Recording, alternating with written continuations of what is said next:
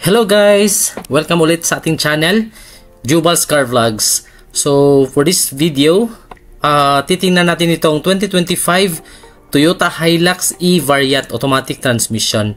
So based dito sa initial inspection natin, parang G variant na yung mga setup for this E 2025. Samahan nyo ako, titingnan natin. Let's go!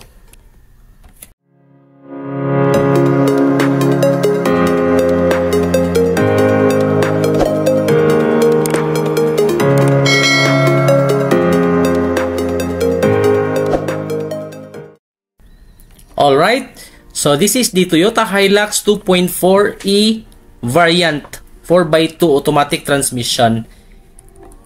It has 4 cylinders and 16 valve, 6-speed automatic transmission, and it can produce a maximum output of 148 horsepower and 400 Newton meter of torque.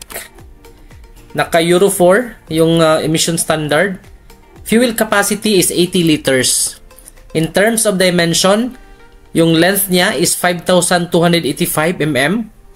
Width is 1,855 mm. Yung height naman is 1,815 mm. Yung payload capacity is 1,050 kg with a turning circle of 6 meters and a ground clearance of 279 mm. So napansin ko lang dito guys, for this E variant is yung setup is parang yung sa G variant na. So napapansin natin dito, very obvious yung mags. At the same time, yung fog light dito sa front. So maganda na yung tindig ni E variant as compared to the previous years of E variant. So, yung kulay po pala nito is gray metallic. So, yung headlight, naka-standard, naka-halogen. Walang nabago dito for the headlight as well as dito sa signal light. So, dito meron pa din accent na matte black finish in which doon naka-house yung LED na fog light. Dito sa front fascia, wala tayong nakikitang pagbabago.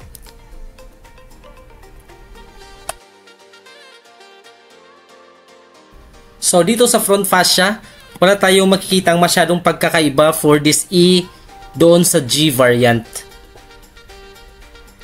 Pero makikita natin guys, dito sa side profile, for this E variant, wala po siyang slim fender as compared to the G variant.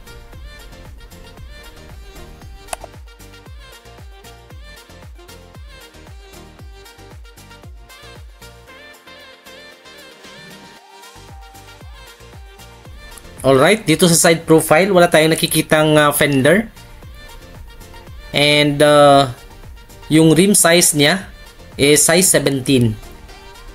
And naka-Dunlop po yung brand ng tires.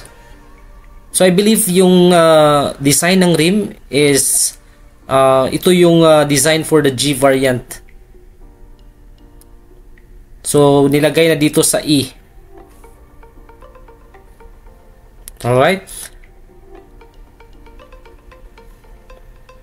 So if you are looking for some practical reasons to get a pickup, so I would suggest for this E variant ng Hilux. If you are looking for the practical in terms of the price, so sa side mirror naka chrome accent and my turn signal light repeater. Yung usual na step board, the color is black.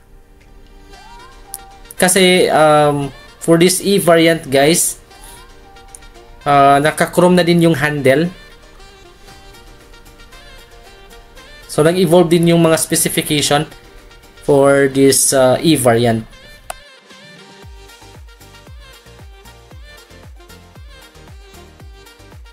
In terms of the braking system, dito sa likod, naka-drum type. Hindi pa siya naka-disc brake. And of course, yung antenna is traditional pa din. And then wala tayong nakikita ditong roof rail. So yung antenna niya is hindi pa siya shark fin.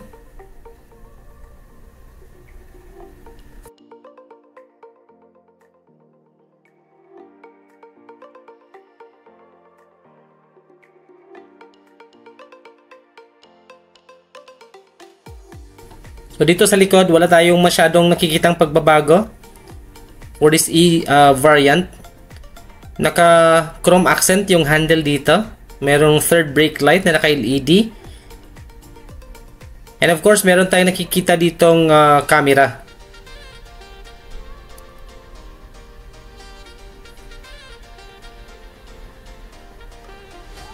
Then, yung comment ko lang dito guys is yung tailgate sobrang bigat kasi wala po silang nilagay na mechanism. Unlike doon sa Hilux Conquest. So for me, if you are looking for a practical pickup among the Hilux lineup, so I believe this E variant is more practical. Kasi yung mga specification niya is more or less parang nasa G na din. So meron din tayong sensors dito sa likod. In terms of suspension, the chassis of this Hilux features double wishbone suspension in the front and a rigid axle with lift spring dito naman sa likod.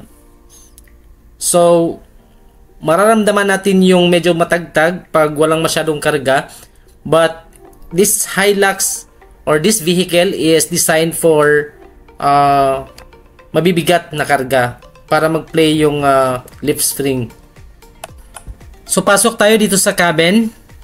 Mapapansin natin dito guys, it's a combination of a silver and the black combination of colors dito sa cabin. So hindi pa siya naka-leather, all in fabric pa yung mga upuan. That includes dito sa armrest. So may silver accent. So yung mga windows is sa driver's side lang yung fully automatic. Yung handle dito is naka-chrome, may cup holder. And meron na din siyang side step seal na may Toyota emblem. So yung adjustment ng upuan is manual. Pero dito sa steering wheel, merong mga basic controls for the infotainment, pero hindi siya nakabalot ng leather.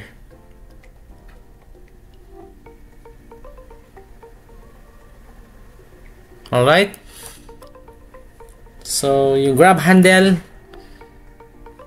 overhead and on the side, same on the passenger side.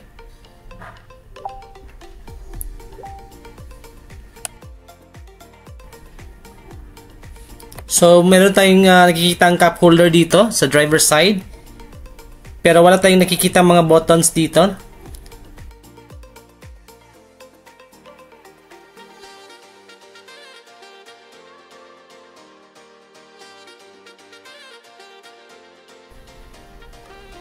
So hindi pa siya push start. So sa infotainment, it has 8-inch display audio with 6 speakers and capable of AM, FM, Bluetooth, USB, Apple CarPlay, and Android Auto. So this Hilux E variant is keyless entry, power steering, power windows, and again, meron na din itong mga socket na nakikita natin dito.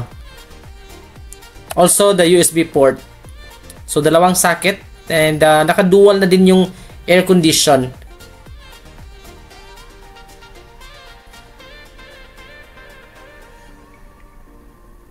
So meron tayong lagay ng gamit dito and dalawang cup holders. Yung echo at saka power buttons. So dito sa 80 shifter panel, hindi siya naka-piano black finish. So manual yung handbrake.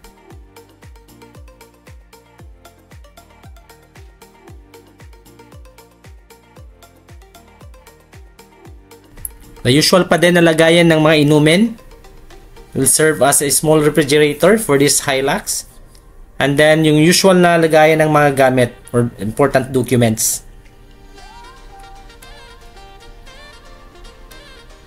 For the sun visor, dito sa passenger side, merong salamin. Meron ding sunglasses holder.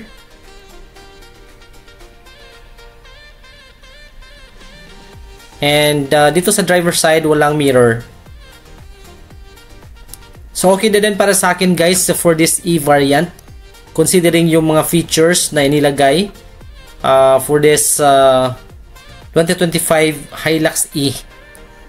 Medyo nag-evolve na din yung mga specs. Pero of course, medyo merong increase din sa price as compared to the previous model. Dito tayo sa second row, sa side profile, consistent doon sa front. May cup holder, may side step seal. Ayan. So naka-fabric yung mga upuan. Pasok tayo.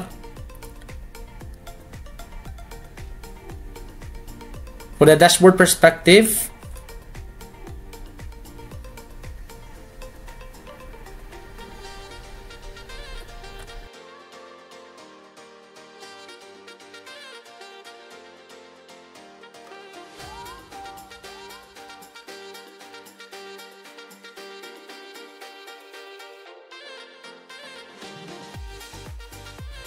dito sa likod wala tayong nakikitang outlet or USB ports, pero nandito pa din yung hook that can carry maximum of 4 kilograms, din yung packet. Same din dito.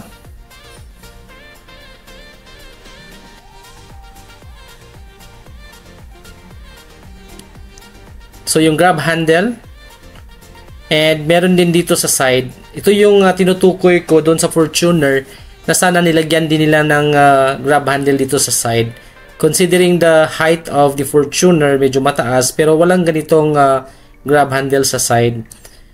So, sana malagyan din doon sa Fortuner, guys. So, merong center console. May dalawang cup holders. Okay na din to kasi for this E variant, meron na siyang center console with cup holders.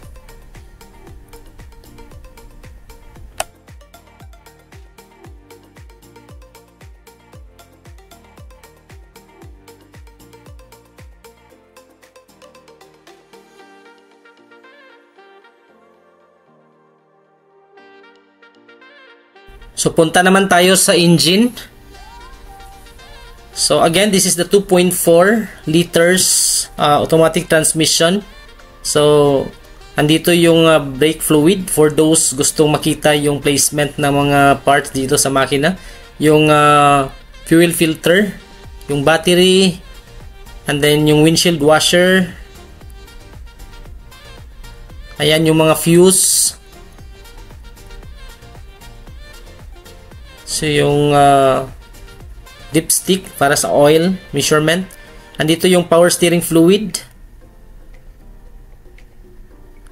And of course, we have the coolant na color pink. Importante din guys na at least yung mga basic malaman natin yung placement na mga ano dito. Ito yung air filter.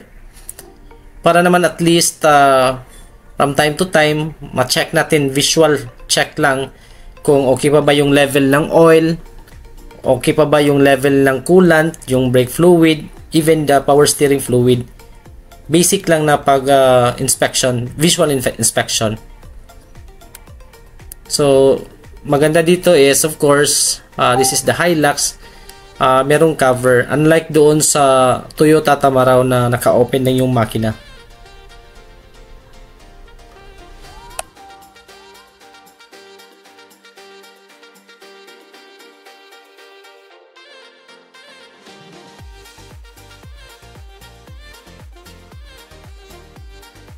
In terms of safety, this Hilux E variant has driver's airbag. Meron din siyang front passenger's airbag. We also have the knee airbag, the electronic brake distribution, anti-lock brake system with EBD, immobilizer, security alarm, stability control, and ISOFIX. And nakalimutan nating i-mention, meron na din siyang hill start assist as well as traction control.